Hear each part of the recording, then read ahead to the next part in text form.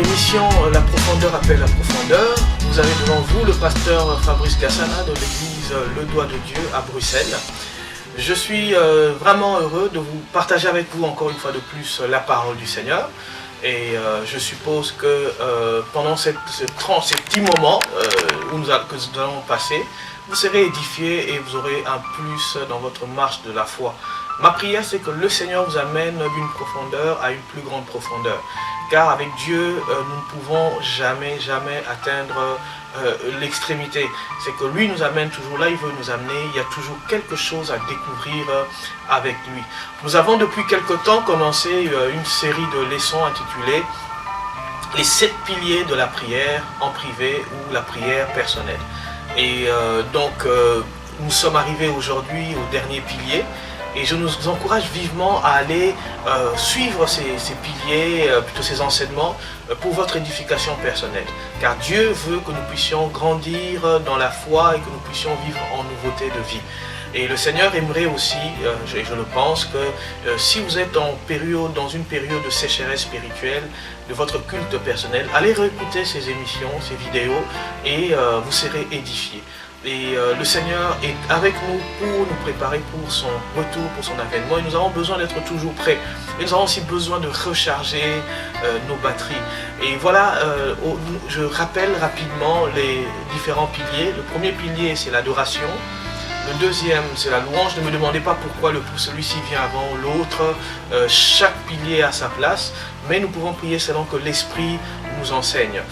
Ces piliers peuvent nous aider à prier pendant un court moment, un long moment, pendant une retraite personnelle. On peut organiser une retraite personnelle en priant avec les 7 piliers, en faisant par exemple 7 heures de prière. C'est un exemple que je prends.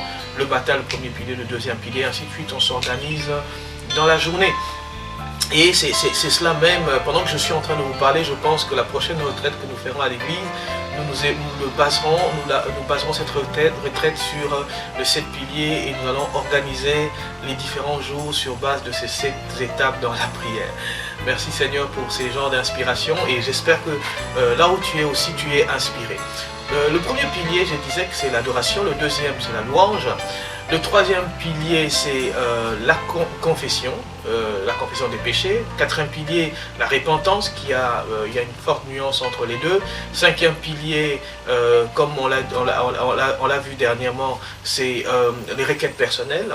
Sixième pilier, c'est l'intercession. Et le dernier que nous allons voir aujourd'hui, c'est simplement l'action de grâce. Vous allez me demander pourquoi terminer par l'action de grâce. Quelqu'un disait un jour que l'action de grâce, c'est comme la signature de la lettre que nous envoyons vers Dieu. Donc nous faisons monter une prière vers Dieu pour signer cette lettre, cette missive ou ce courrier que nous envoyons à Dieu. Notre marque de signature, c'est l'action de grâce. Voici le verset biblique que je vous propose pour l'action de grâce.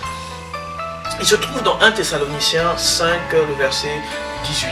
La Bible dit « Rendez plutôt grâce en toutes choses, car c'est à votre égard la volonté de Dieu en Jésus-Christ. » Rendez grâce à Dieu en toutes choses.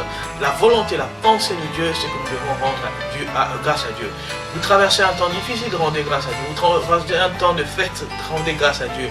Vous êtes béni, vous êtes triste, vous êtes malade, rendez grâce à Dieu. En toutes choses, en Jésus-Christ, le plan de Dieu. Parce qu'il faut comprendre que Dieu a un plan pour chaque génération, c'est qu'on appelle les dispensations.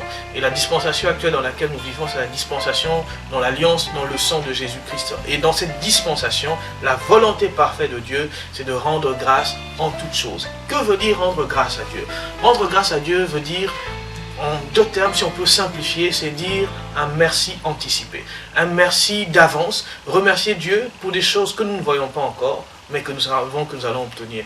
C'est vraiment contraire à tout ce que nous voyons dans le monde, parce que dans le monde, lorsque nous disons merci, c'est parce que nous avons obtenu plutôt ce que nous attendons, ce que nous attendions, ce que nous avons demandé. Et le fait de posséder cette chose de manière tangible nous amène à remercier la personne, à remercier de plusieurs manières. Mais dans le monde du Seigneur, dans le monde de Dieu, dans les choses spirituelles, les choses sont différentes.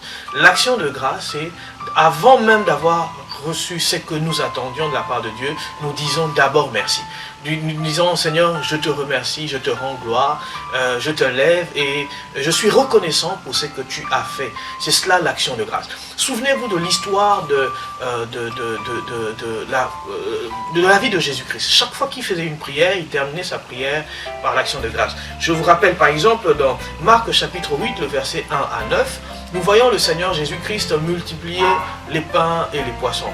Et c'était une histoire quand même qui est célèbre, que tous nous connaissons, que nous apprécions. Je connais aussi quelques amis et plusieurs histoires des chrétiens qui ont vécu la même chose, et de multiplication de pain ou de la nourriture. Mais nous n'entrerons pas dans ce sujet-là. Et ici, nous voyons le peuple qui est autour du Seigneur, et ils ont faim, leur maison se trouve loin. C'est pas comme à cette époque, il y a des distributeurs, des supermarchés. Ils n'ont pas accès, ils ne savent pas s'alimenter. Et le Seigneur demande s'il y avait quelqu'un qui pouvait avoir, si des apôtres pouvaient servir à manger à toute la foule. Les apôtres disent que ce n'est pas possible. Alors le Seigneur demande s'il y avait au moins quelques éléments, pain ou poisson, un peu de nourriture pour servir le peuple, pour nourrir le peuple.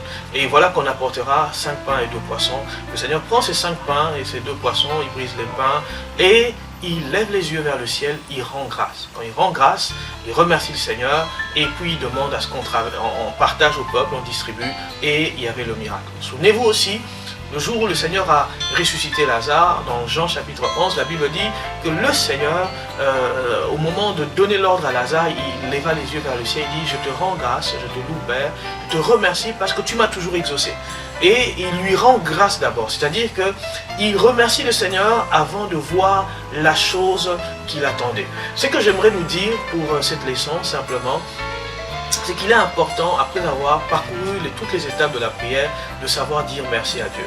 Pourquoi? Parce que ça nous amène dans une dimension de la foi extraordinaire, dans une dimension que la chair ne peut pas comprendre. Notre âme et notre éducation ne peut pas comprendre. C'est-à-dire que j'arrive à la fin de ma prière, je commence à dire merci à Dieu pour ce qui est, parce qu'il a entendu ma prière. Merci parce que tu sais que le Seigneur est avec toi et le Seigneur va t'accompagner, t'assister en toutes choses. Voici quelques points que j'aimerais soulever qui nous montrent l'importance de l'action de grâce. Pour ceux qui veulent se le procurer, j'ai mis un manuel à disposition de tout enfant de Dieu. Il est gratuit, intitulé « Un culte intelligent ». Au 5e chapitre, je traite du sujet sur les actions de grâce. Donc, ça nous aide à comprendre cela et à travailler par rapport à ça spirituellement. Donc, vous pouvez m'envoyer un email qui est sur Fabrice Gass, donc Fabrice, G-A-S-S, @hotmail.com, et je vous enverrai gratuitement ce manuel pour votre édification. Voici quelques points que nous pouvons savoir sur l'action de grâce. Ce qui n'est pas l'action de grâce. L'action de grâce n'est pas une formule spirituelle qu'on déballe pendant nos prières. L'action de grâce, ce ne sont pas des belles paroles ou flatteries destinées à toucher le cœur de Dieu plutôt. Elle n'est pas une assurance à l'exaucement à notre volonté. Nous ne disons pas que le fait de faire une action de grâce, de dire merci à Dieu de manière anticipée, fera que notre prière sera exaucée. Non, non, non. Nous disons simplement que c'est la volonté de Dieu de dire merci, nous qui sommes en Jésus-Christ. C'est quoi? Quels sont les bénéfices de l'action de grâce? Par exemple, l'action de grâce nous donne la paix. Nos cœurs sont tranquillisés malgré les obstacles et les réalités contradictoires. Lorsque nous élevons nos cœurs vers Dieu en disant merci à Dieu, il y a une belle chanson même que j'aime chanter dans l'assemblée, dire à Jésus un grand merci. Élever le nom du Seigneur au-dessus de mes problèmes. Et cette chanson est tellement mélodieuse, je ne sais pas si vous pouvez le retrouver sur internet. On dit, voici la fin de mes souffrances, parce qu'en Jésus je suis sauvé. J'ai la victoire sur tout ce monde, un jour j'irai près du Seigneur.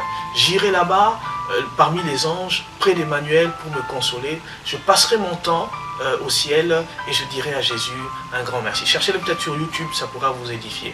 Et lorsque nous disons ce grand merci à Dieu, nos cœurs, même nos pensées contradictoires se calment car nous savons que Dieu pense à nous. Le bénéfice en parlant des actions de grâce, c'est aussi, on oublie notre misère, on rend grâce à Dieu et cela nous éloigne de nos soucis. Il nous révèle la grandeur de Dieu car l'action de grâce nous pousse à abandonner notre sort dans les mains de Dieu. Oh, combien il est merveilleux lorsque nous sommes en urgence, nous sommes effrayés, nous disons simplement merci à Dieu. Et nous avons l'impression que notre sort est dans ses mains et nos soucis s'éloignent de nous. quand est-ce qu'on peut par exemple rendre grâce à Dieu? Rapidement, c'est par exemple comme nous le savons, nous le faisons souvent avant de manger. Certains le font même après avoir mangé, en clôturant une prière, c'est très important. Il faut signer ta prière par l'action de grâce. Pendant la louange, ou en parlant en langue. 1 Corinthiens chapitre 14, le verset 17 dit que celui qui chante en langue ou parle en langue dit d'excellentes actions de grâce à Dieu. Et dans toutes nos activités, nous pouvons rendre grâce à Dieu. Donc il y a plusieurs manières de le faire. Et simplement, j'aimerais nous dire que, enfant de Dieu, tu arrives à la fin de ta prière, dis merci à Dieu. Dis merci à Dieu parce qu'il est tellement grand, et même plus grand que ton problème, qu'il est... Je crois qu'il est quand même important et permettez-moi de l'exprimer autrement. Il est quand même logique de notre part d'arriver au point de dire Dieu est tellement grand, il dépasse tout ce que j'imagine, que mon problème est petit. Alors pourquoi me focaliser sur ce que je traverse? Je viens à lui en lui disant Seigneur, merci pour tout ce que tu es. Merci parce que tu as entendu ma prière. Merci pour ma santé. Voici quelques actions de grâce que nous pouvons faire. Seigneur, merci pour ma famille. Seigneur, merci pour mes enfants. Seigneur, merci pour ma femme. Merci pour mon mari. Seigneur, merci pour mes parents. Seigneur, merci pour mes études. Merci, Seigneur, pour mon travail. Merci pour les difficultés que je traverse. C'est cela, les actions de grâce. Bien aimé, la profondeur après la profondeur nous amène aussi à connaître les profondeurs dans les actions de grâce. On peut même rendre grâce à Dieu en priant en esprit, c'est-à-dire en parlant en langue.